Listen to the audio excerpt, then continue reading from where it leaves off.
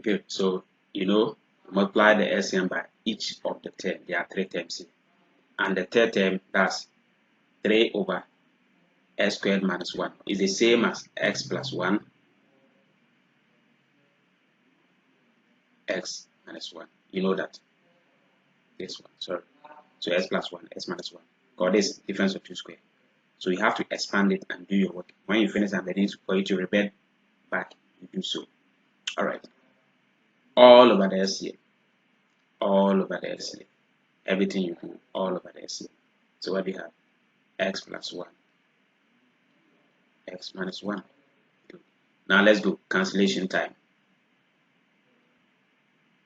All right. So the examiner said we shouldn't cancel with pen to destroy the work. So you know that this one, x plus 1, the numerator x plus 1, it cancels that. You know that. Remaining x minus 1. X minus 1 times 1 produces what? Same x minus 1. You get it? So you are finished. You are done with the first term. Second term, x minus 1, right, cancels x minus 1, leaving x plus 1 here. But watch, behind the x plus 1, behind the bracket, is subtraction. So that subtraction affects what is inside. So this one becomes what? Minus x, and this one becomes what? Minus 1. Then you multiply by the 2. So you get what? Minus 2x minus 2. Because the 2 here is multiplying them. After cancellation, after this one cancelling that, it's left with this. But this minus is affecting them. That's why I have minus x minus that, then times 2 to produce that. Have you gotten the picture? Very important at that stage. Else, in objective, the examiner will bring your answer for you to choose. Are you okay? Yeah, and you may think you are right. Let's go to the third term. Let's go to the third term. The third term. Let's go to the third term. Good. This whole thing, s plus 1, s minus 1, cancels s plus 1, s minus 1. Do you agree? Because the whole thing is cancelled. That remaining 3. And there's no subtraction here, so it will not affect it. So you get what? Plus 3. All over the LCM. So always all over the LCM. Don't forget. Unless it's an equation. It's an expression. Alright. Now let's simplify the top. X minus 2x will produce minus x. Do you agree?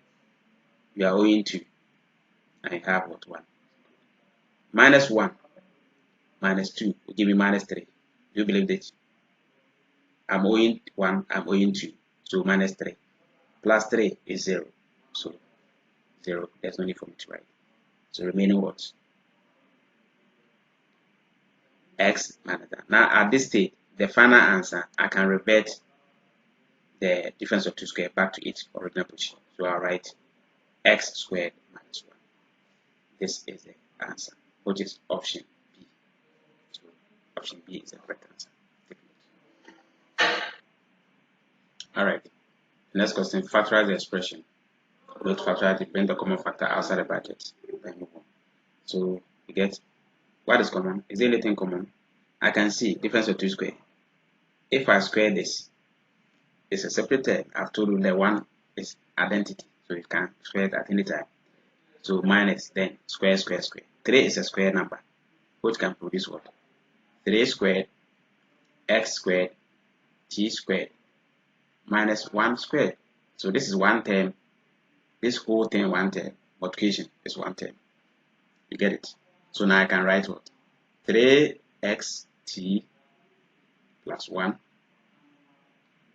3xt minus 1. That's all. You have the answer there? 3xt plus 1, 3xt minus 1.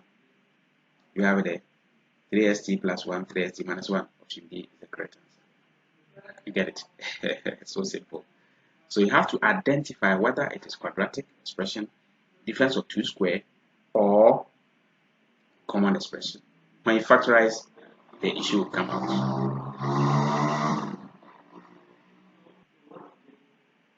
Okay. Subtract half into bracket a minus b minus c from the sum of the two numbers, as you see there, the two terms. Subtract the one up there from the sum of this. So sum this one and subtract the one out there from it. How we get the picture? So from the sum, so we just rearrange as we did in the algebra. So let's see. So the sum of this is half into bracket a minus b plus c. I'm summing them. This is the sum symbol. Okay. They are separate terms. So half a plus b minus c. Okay. He said we should subtract this one from their sum. So we are subtracting. So minus a bigger bracket, because it's a twin term. This is what I call twin term. So you put a bigger bracket or put a bracket and separate it. Minus half, because it's also having a bracket. A minus B minus C. So we are subtracting this one from the sum of that. So let's sum them. What do we have? First of all, you can't sum them just like that. What do? You open the brackets before. Have you gotten it? That's maths. What you see, you do it justice to it. You don't oversee. You do justice. So this is half A, right? Half A minus half B plus half C. That is the first term. I'm done. I'm coming here too. Plus half A plus half B minus half what? Half C. You get it? Okay. Alright. So let's expand this one too. Remember, this one is in the what? Bigger bracket. Minus. Sorry. So minus the bigger bracket. This is what? Half. What is that? Half A minus half B minus half C. This is what we have. Alright. So now let's simplify. We are doing simplification. This A, there's another A here. Can you see? So A plus A will give me 1. Do you believe that? Half A, half plus half is 1. So it is A, not 1A. You don't write it. You can choose not to write it. So let's look at the B. Minus B plus B will give me 0. Minus B is the same denominator. So minus half B plus B. The answer is 0. So we are done. So there's only 5 to write. Let's come to the C. Half C minus what? Minus half C produces also 0. So we are done with that.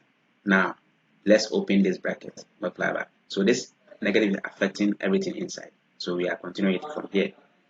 So we get minus half A. What do you have? Minus half A plus half B. This is so negative, so plus half C.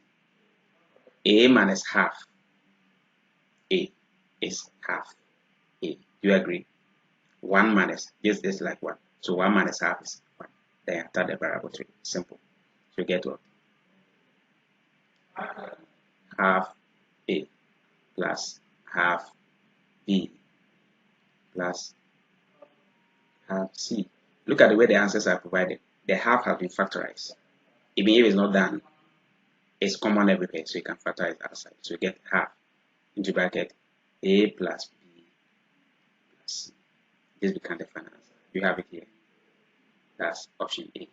A is the correct answer. You get it? So simple.